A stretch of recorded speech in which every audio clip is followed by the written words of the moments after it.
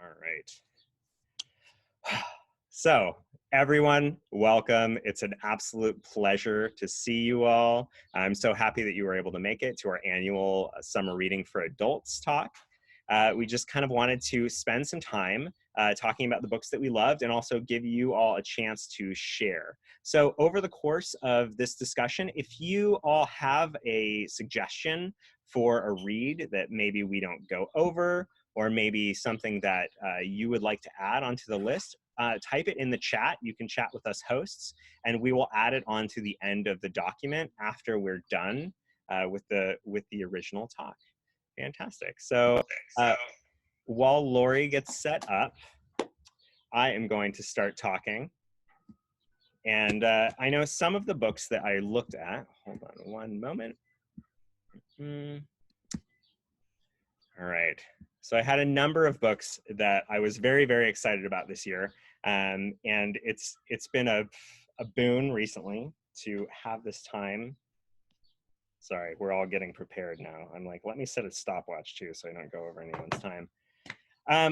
One of the greatest things that I have learned this past year is what an absolute pleasure it is to read to my son every single night. And so I've gotten to read aloud to him, and it's great because he doesn't really understand the words. So I've gotten to read a lot of books that I'm sure he doesn't quite get yet, and I don't know at what point I have to stop reading them. So if you guys can give me any suggestions for those, that's always fantastic. One of the first books that we read together was this one. It's The 101 Dalmatians, and I got this from the library. And I had literally no idea whatsoever that it was a book first. It's obviously going to be a little bit darker than the 60s Disney movie, but it was really fantastic and a pretty quick read. It was one of those kind of children's books that was written, I think, with adults and large vocabularies in mind. It's really meant to be read aloud. And that was a book that I really enjoyed. Another one that I wanted to point out, and I talked about this on Twitter the other day, but this is Vamos. It is by our good friend, Raoul III, and it was put out on Kwame Alexander's book imprint. It's called Vamos, Let's Go to the Market. It's about a border town market and kind of this delivery that little Lobo is making during the day. That was a fun one to read with him. And I read this one last night. I know we have this author here recently too, and I'll get into adult books in just a second, don't worry. This is the important thing about Margaret Wise Brown, who you might know, who wrote Goodnight Moon, which I think I have memorized at this point in time. And this is an absolutely gorgeous book. I feel like Lori might have talked about it last year. The drawings, it's kind of this meditation on life. There's a lot of words. It's almost like a children's book for adults.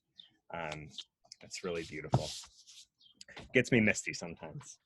So I'd love to focus on a few of my cookbooks because I know that we're all kind of doing a lot more cooking these days. So I figured that would be a good place for us to start. My first and probably my favorite cookbook of this year is Canal House's Cook Something. And this is by Hersheimer and Hamilton. They're these two women in New Jersey who have this incredible restaurant where they just really base their food on whatever's available at the market that day. But they're really simple. They're not asking you to go find like yak's milk or anything like that. It's like making a really good egg, and I love taxonomic representations of food. These are like a variety of different toasts you could make. I think I said this on the document too, is that the fresh pasta recipes alone, who doesn't love making fresh pasta? Sometimes. Dried is good too. But they have these like really short, tiny little recipes that you can just kind of throw together really quickly. It's fresh, it's delicious. They have the most beautiful menus that I've ever seen in my life on Instagram because it's just like pancakes and artichoke salad. Another one that I read this year that I loved was the Noma Guide to Fermentation. Lori, can you mute one of your phones? We're getting an echo, or your phone or your computer. Thank you. This one is great. I kind of fought against it because it seemed so specific. I've done a little bit of fermentation like sauerkraut and pickles, but this one's great because it has really simple instructions for how to throw things together. They really talk about, utility and like how you can really use things. This is making miso out of peas, which is something weird that you'd never think of, but it's pretty simple and straightforward. Lori, I know, was talking about this in her section of the book, but she talked about gardening, and this was one of the gardening books that I was using a lot. I have all this time to garden now, too. I don't know how you guys are, but this one's called Gaia's Garden, and it's a guide to permaculture, which my wife sometimes calls weeds, which I let grow in the backyard and then knock them down and mulch them. And it's been really, really helpful. I've been building kind of groups of plants around, say, my persimmon tree, and it's been flourishing. It gives me a lot of ideas that I hadn't really thought of before. Gaia's Garden is good. And then two more. Oh, fiction-wise, one of my favorite books that I read this year was Stoner by John Williams. And this is a novel about it's a novel about a professor in the 20th century. It's been described as a perfect novel, and I don't know, it's beautiful. It's the record of a life. I love this book. We have it at the library, but you know, you can't get in there, but we have it available. Two, really quickly before I finish up, really good isolation reads that I've found recently. I reread Tom Hodgkinson's How to Be Idle. It's just a really quick kind of meditation on how we can using the time to really focus inward and be with ourselves and kind of be better people. And then as well as Abraham Joshua Heschel's The Sabbath, which Abraham Joshua Heschel was a Jewish philosopher. And the book itself is really about building this architecture of time. And it's a really great way to kind of look at using the time that we have and making it sacred. And I thought this was a really good one to kind of end with. So that being said, thank you all so much. I didn't say my name in case any of you don't know me. My name's Raphael Eaton. I'm the head librarian at La Jolla Country Day School. And I'm going to pass this on to the incomparable Lori Culver, who is our coordinator of librarian research services and our upper school librarian. So please, Lori, hold on, I've got to find you. So there you are, fantastic. All right, everyone, welcome Lori. Okay, so first I'm going to say, if you need to update your Zoom, don't do it right before a really important Zoom meeting, because I just did that and I finally got on, but it changed some of my settings. So I finally figured it out. So now to books. First, I want to shout out to the public libraries and their used bookstores, because that's where I get most of my books. And when they reopen, Rancho Santa Fe has a great one, Encinitas, there's a few others, but anyway, they're wonderful places to get lots and lots of great books and support the public libraries at the same time.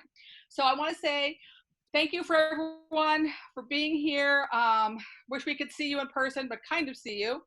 The Little Prince, very old, written during World War II. It's always been one of my mother's favorites. It's just a lovely little story, a little bit dated, but still a really good story about this downed pilot who meets a little prince from a different planet, and they go and visit other planets. And it kind of skewers the people on the other planets, or anybody who feels too important. They go and visit a planet of a conceited man, and he just thinks everyone is his admirer. They go to visit a king, and he just feels like everybody is his subject. But I'm going to read this one tiny little part at the end of the book. There was nothing there but a flash of yellow close to his ankle. He remained motionless for an instant. He did not cry out. He fell as gently as a tree falls. There was not even any sound because of the sand. And it's really poignant because the author's younger brother died at 15 of rheumatic fever, and that's how he remembers his brother and how he passed. So it's very, anyway, I also thought it's always been fascinating to me about the author and how he disappeared in his plane over World War II. And as far as I know, they've never found what happened to him, other than he was probably shot down. Okay, this is my gardening book. I love gardening books too. Um, One of the things I really like about this one is it has nice full color photos, and so let's see, I'm gonna do the lemons. It tells, hard to see, I know, but so it tells about the family name, how large that tree gets to be, when and how to plant, sun and soil preferences. But one of my favorite things that they talk about is, like, they'll say lemons were cultivated in the ancient gardens of Medea. And then they'll talk about that their favorite is a Meyer lemon, which is also my favorite. But it's just really good. It's just that, and I love that it's also California plants. So what grows here? So it's a good thing or bad thing. I did read 2 dystopian novels. Station 11, they're both very good, and they didn't make me sad. I don't know, maybe I'm just a little, not paying attention to the world or something. But so Station 11 by Emily St. John Mandel, she has a brand new book out that's The Glass Hotel, about Ponzi schemes.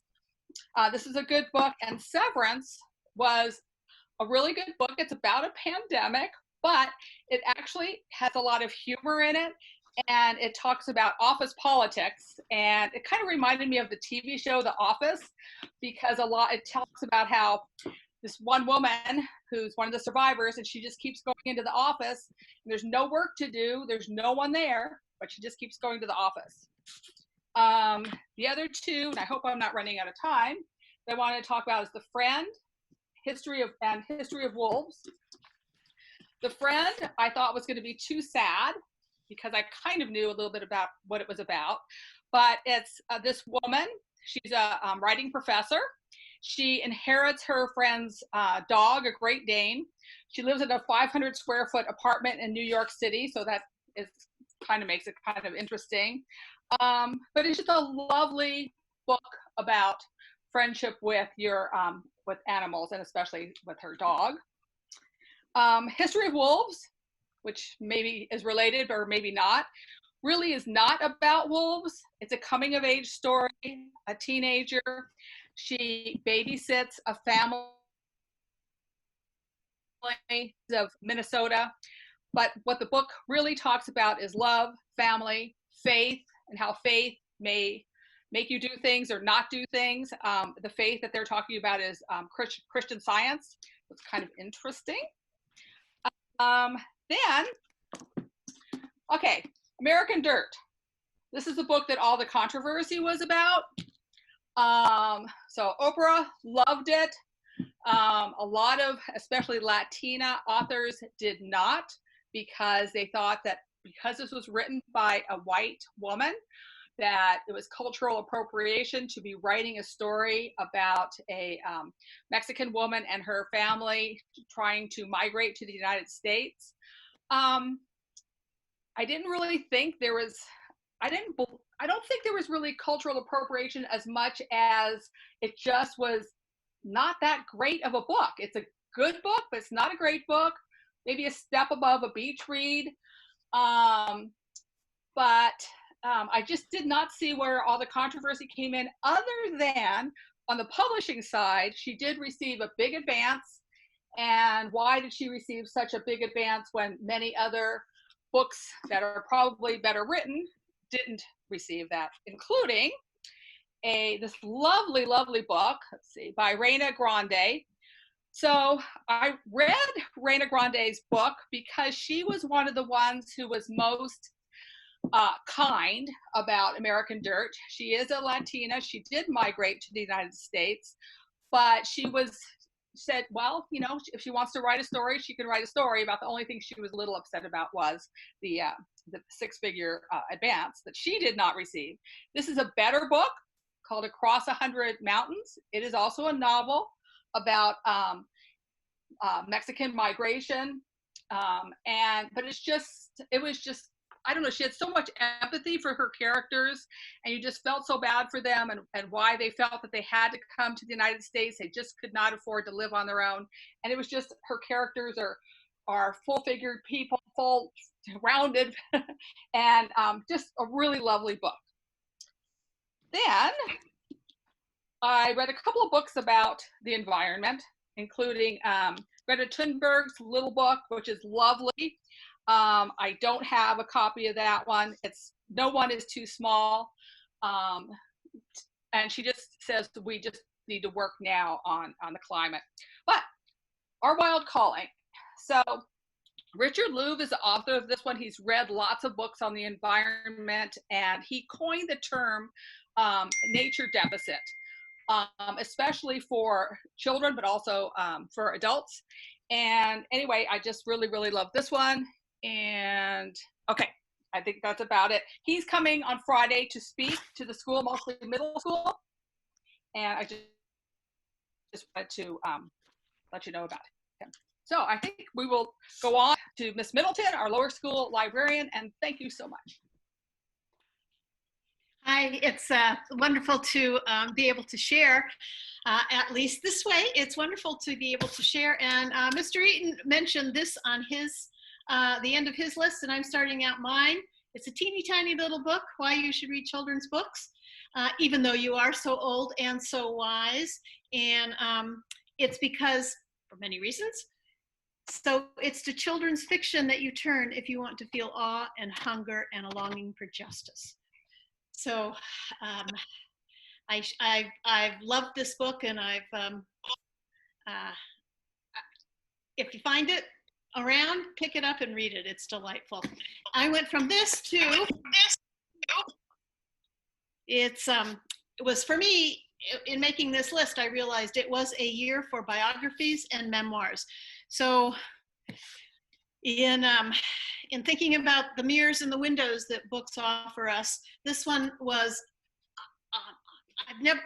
I've never read so much, learned so much, enjoyed it so much, and been so touched as by this Frederick Douglass by David Blight. So that was my big effort. And then I went, next book here is The Barrios of Manta, a memoir of the Peace Corps and Peace Corps. And this is like a mirror walking into a Peace Corps experience. And I was in the Peace Corps in the early 70s, and it just opened up all of those memories and all of those days, all those years that I spent. So it was a wonderful reflection, and sometimes mirrors really do that. Furious Hours, Murder, Fraud, and the Last Trial of Harper Lee. I mean, who knew? It was fascinating reading. And if you like mysteries, and I do, it was very enjoyable. My daughter introduced me to Roxane Gay, and so that was on my reading list this year. And I'm a huge tea drinker, and I don't know, this book, you know, I went out and bought a thermometer so I could measure how hot the water was to make sure I was making tea correctly.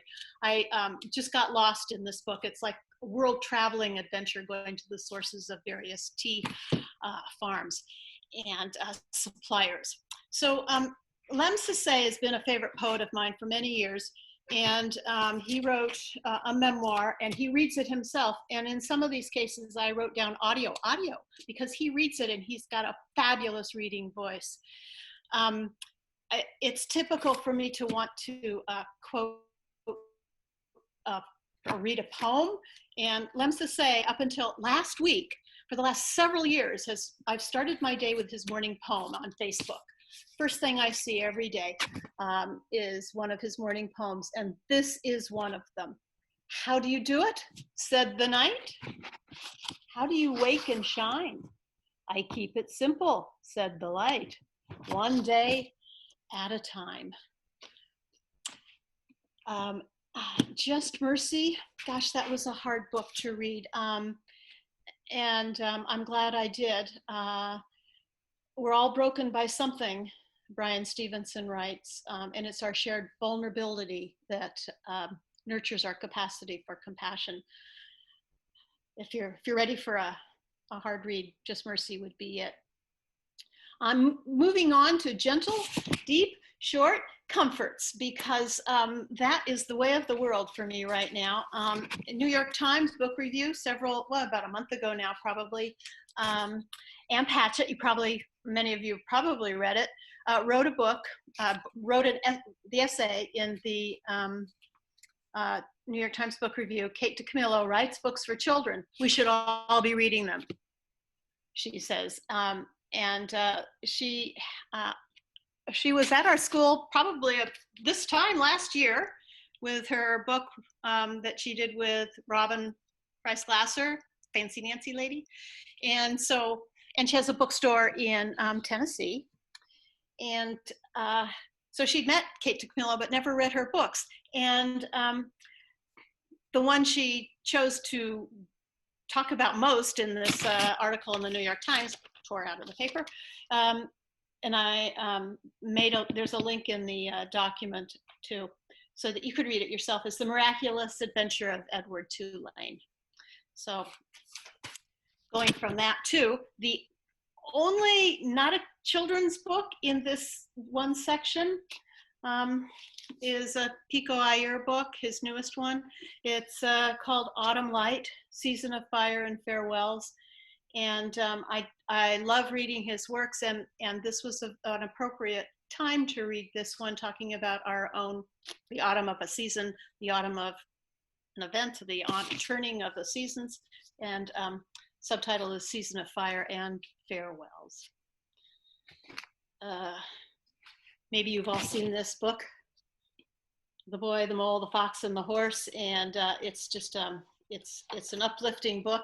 And I've read it several times. I leave it on my coffee table. I turn to it often.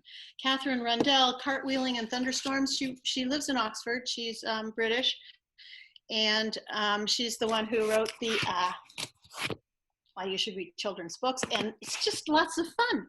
It's lots of fun to read these. They're books you can read in one sitting, and they're uplifting. They're well written. They get to the point. Okay. My favorite book of the whole year is Braiding Sweetgrass. Am I really reading science? I'm really reading science. And this was, I could open this book to any page. Look at all the notes I made. Oh my gosh.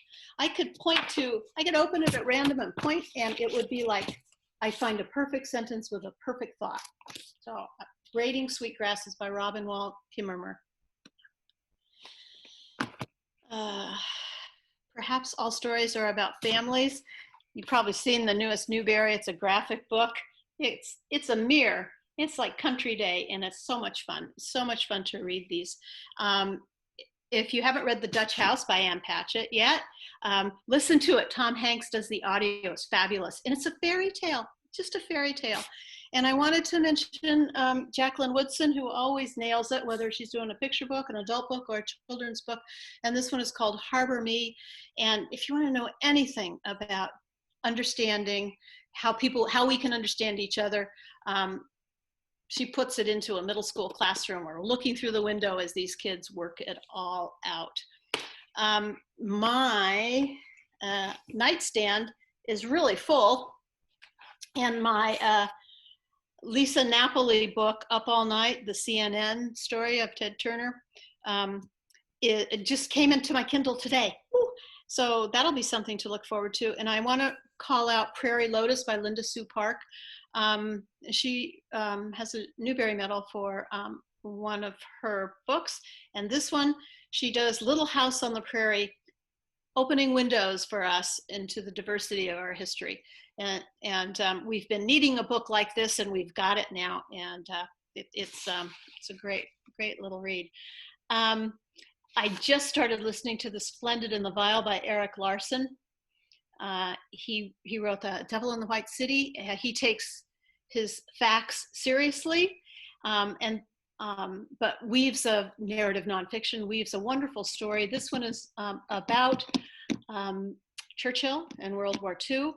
And so many of us come to our books because of a personal connection. And